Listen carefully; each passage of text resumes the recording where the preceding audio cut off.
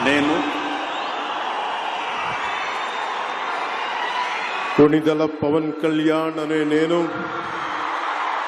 శాసనం ద్వారా నిర్మితమైన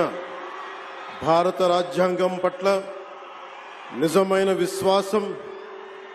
విధేయత చూపుతానని,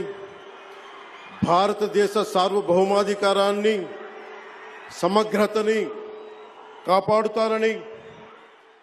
ఆంధ్రప్రదేశ్ రాష్ట్ర మంత్రిగా నా కర్తవ్యాలను శ్రద్ధతో, అంతఃకరణ శుద్ధితో నిర్వహిస్తానని, భయం గాని, పక్షపాతం గాని, రాగద్వేషాలు గాని లేకుండా రాజ్యాంగాన్ని, శాసనాలని అనుసరించి